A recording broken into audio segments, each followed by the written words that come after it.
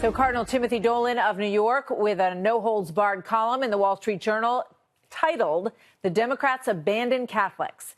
The Cardinal writes about two important people in church history, Archbishop John Hughes, who created Catholic schools for shunned Irish immigrant children who had no place else to go. Those schools still welcome immigrant children and help them succeed. And Dolores Greer, who was the first female and African-American vice chancellor of the church, fought for civil rights, including the rights of unborn babies. She said she was inspired to be pro-life by Reverend Jesse Jackson, who believed that abortion was an act of genocide against minorities. Here now, Bill McGurn, Wall Street Journal editorial board member and a former speechwriter to President George W. Bush, and Chris Stirewalt, Fox News politics editor. Bill, to you first. You know, Sure. it's stunning, the numbers that are in here about African-American abortions in New York outnumbering the number of births in the city. Right. As the Cardinal said, abortion's really at the center of a lot of the Catholic flight from the Democratic Party.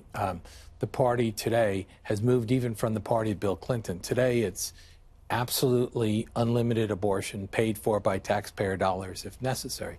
And this pushes out a lot of Catholics, and African Americans are disproportionately hit by abortion. It's really a terrible thing. So, Chris, you've got 25% of the country is Catholic. So obviously this is a large voting bloc in the country. Is this a wise move on the part of Democrats to have such a narrow tent, as Cardinal Dolan writes?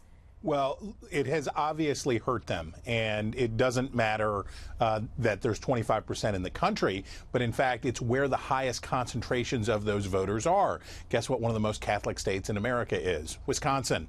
How about Pennsylvania? How about Michigan? Those are all above the national average in terms of the percentage of the constituents who are Roman Catholics, and those happen to be the states that delivered the presidency for Donald Trump. And if you look at Connor Lamb in the special election in Pennsylvania, if you look at Bob Casey Jr., in states like that, with voters like that, Democrats have a problem, because will they allow those kind of candidates to edge away from the party on issues of life, or are they going to be forced, will they be dragged back with a litmus test to say no, absolute pro-choice or nothing? Well, if you ask Tom Perez, the DNC chair, there is a litmus test. He said every Democrat, like every American, should support a woman's right to make her own choice about her body and health. That is not negotiable and should not change by city or state by state, Bill. Yeah, I think Chris is right. Look, there's on abortion, it's now an absolutist party. There's no room for dissent. Even Connor Lamb was falsely portrayed as a moderate. He rejected the label pro-life, and he pointed out he would not vote for any restriction. If you look at the restrictions, the 20-week proposal, ban abortions after 20 weeks, only 3 House Democrats voted for that. Those are the 3 pro-life. And Americans want some overwhelmingly in favor of that. They're not for totally restricting it, but they're somewhere in the middle. But this is the modern Democratic Party. The Hillary faction won. Even Nancy Pelosi, who's pro-choice herself, has said we need to tolerate some pro-lifers, but that is certainly not the mood of the party today. Chris, there was a very interesting piece this morning, talking about the progressive movement of the Democratic Party and why it opens the door for Kamala Harris, especially when you look at sort of the breakdown of how, the country will, what's the word I'm looking for? The superdelegate issue that might end up benefiting her. Do you think that progressive move, when they look at the presidential ticket, will serve them well, or should they reconsider?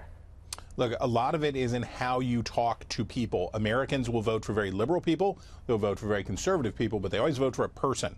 And one of the reasons that Barack Obama won with Catholics, the reason he did well in these counties that I just talked about in Wisconsin, Pennsylvania, and Michigan, was that the voters there seemed to believe that he was on their side, or was at least looking out for them, and he didn't sound like he was scolding them. But despite the guns and religion comment, Bill.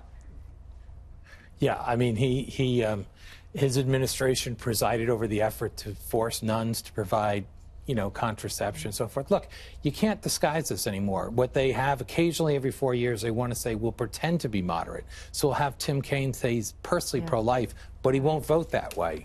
Interesting. So it's going to be interesting to watch. People kind of figured it out. Good experts. Thank you both. Great to see you both tonight.